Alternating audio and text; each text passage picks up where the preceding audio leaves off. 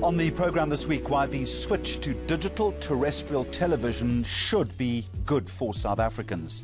Hello, everyone. I'm an English artificial intelligence anchor. China unveils the world's first ever virtual news anchor. Imagine how I feel about that. And just how far will Donald Trump's White House go to discredit journalists? Also, a look at a beautifully crafted campaign paying tribute to the spectacle of the airport arrivals hall, and why a Canadian organisation is petitioning to place certain people on the endangered species list.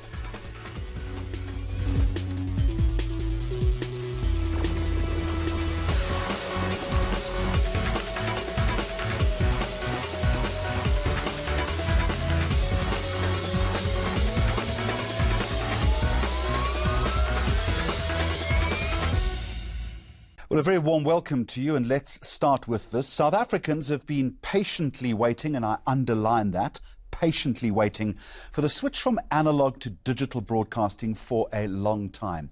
The delays and legal issues surrounding the migration process have been well documented, from questions around feasibility and infrastructure to who will be subsidized and how the set-top boxes will be encrypted and regulated. And it's seen the process drag on for more than 11 years, would you believe? So, where are we right now in the process, and why would digital broadcasting be better for South Africans? We're going to try and shed some light on this. Lynn Mansfield with us, Technical Project Lead at Platco Digital, and Norman Mungele, who is the Group Head of Regulatory and Strategy at eMedia Investments. To both of you, a very warm welcome. I plead with both of you, let's keep it as little technical as we possibly can, because this is a difficult one to get around. Norman, let me start with you. What is DTT? How does it work? Why is it important? We are modernizing how signals are received in our homes. Currently, we receive television signals using analog signals, and the technologies that we are going to be adopting will be the one that will enable us to receive clear pictures, better sound, and also ability to have more channels that can be there on your television that you have. So it's the ability to receive better TV quality signals in your home using a set-top box to convert the digital signal so that you can be able to receive it on your analog television, as it were, or that you don't necessarily need to go and buy a new television set. So it all sounds fantastic. This is going to be of benefit to South African television viewers. Yes. Lynn, why the delay? As you mentioned, I mean, you were a young man when this debate started, not that you are that old these days. The first entry into digital migration was in 2002. Yes. And it's been a comedy of errors almost, and a lot of delays. But South Africa is not the only country that struggled to migrate. The UK took in excess of 12 years to migrate. It's not only the technology, it's changing people's habits, the consumers' habits at home. And if people are receiving television and they're happy with what they receive, why change?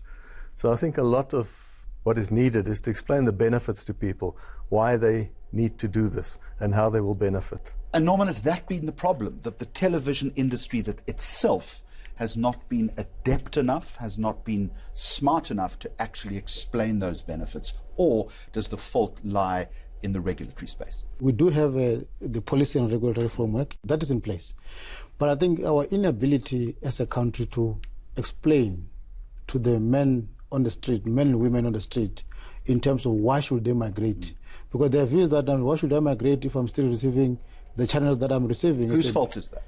All stakeholders. I mean, government has to do its part, and also the broadcasters themselves has to do their part in terms of ensuring that they invest in more content, in more channels, and all of those things. How difficult is the switch? Do I simply have to go out and get the set-top box and then it'll be fine, or is there more to it than that? I suspect it's the latter.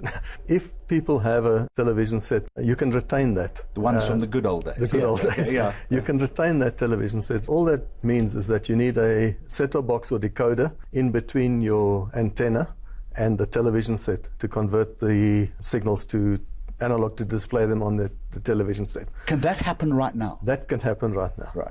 So that is quite simple. Some people may have to change the antennas. Some people could retain the antennas. You see, the trouble is, it sounds like a lot of work. Not really. There are two elements to digital migration, and the policy makes mention of those. Digital terrestrial networks cover, in the SABC's case, 84% of the total population. 16% is served by satellite. It is very difficult to get into some of these areas and not economical. Right. So the policy makes provision for a network of terrestrial and satellite. So if you're living outside of the area of the DTT networks, you would then have to purchase a satellite set-top box and then get a dish installed. Many of those people are actually outside of the old analog coverage. Yes. So many of those 16% of the total population, if they did not opt for one of these subscription services, did not have access to free-to-air television. So how do I get hold of a set-top box? How much does it cost? Is it subsidized? I mean, these are all questions that people are asking, aren't they? Yeah. You know, what the policy make provision for is that there's going to be a portion of people out of the 14 million TV households. In South Africa, we've got 40 million TV households. Out of that, the policy make provision that 5 million of those people will be subsidized. Those who are unemployed and those who are earning less than 3,200 per month. So government is taking care of that, that component. The majority of the other people, the 9 million, will have to go and buy a set-top box from the market. And I think, as Lynn has indicated, today as you speak, more than 8 million of people are using satellite. So the prices of these boxes, they vary. But in the main, it's the, if you look at what subscription has, I mean, they've got all of these other, but we also have a free-to-air service that is always available, but the prices vary. Lynn, help me with this one. Everyone talks about getting this right, and then we free up the spectrum. Talk. Yeah. What does that mean? The analog networks that have been around for many, many years are very spectrum hungry. Yeah. So I will use a technical term here, unfortunately. An analog channel uses 8 megahertz of spectrum. Every free-to-air, SABC 1, 2, 3, 4, ETV, all use 8 megahertz of spectrum. In digital, on 1 8 megahertz, you can get 20 standard definition channels. That's a compression argument, in other words. Yeah. So it frees up a lot of spectrum, and that is the digital dividend that will eventually go to telcos. Okay, so I free up the spectrum. How do I benefit as a consumer? There's a good chance that you will get broadband, particularly in the rural areas that you never had before, because that freed up spectrum will go to the telco operators to roll out broadband across South Africa. So to translate what you're saying, better internet in more remote areas. Yes.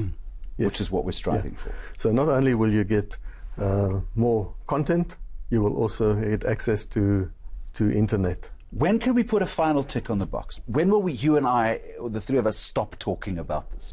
What's the deadline here? I mean, we'll have to do it by yesterday, by the way. No, I know we'd like to do it by yesterday, but I mean, at the pace in which we're moving, given that, it's been on the boil for the past 10 years. Depending on the kind of technology that is going to be adopted. If you go for a hybrid model, wherein you're going to use terrestrial network, it will take you not less than 4 years to release that spectrum. Right. But if you go for a satellite platform, wherein people have got access to boxes, which are there, by the way, in the retail market, as it were, it can take you, we're looking at about 12 months to be able to release the spectrum. So the choice, that government comes up with in terms of which technology you're going to be using will be the one that assists us to release the spectrum quicker and faster, so that the telcos can go and build the broadband networks in the rural area. So we can address the issue of the cost of data in South Africa. Part of me says I don't want the two of you to come back on this program because the problem has been resolved, but I sense it isn't, and I sense that we will be talking about this in the next couple of months. To both of you, thank you very much for the simple explanation. It's important, certainly in terms of the delivery of information and content to South Africans, and one hopes that the process is going to be a little bit more speedy than it has been. Appreciate your time. Coming up on the program, the world's first ever virtual news anchor is unveiled, and why marketing is getting naked in order to improve the bottom line, pun intended.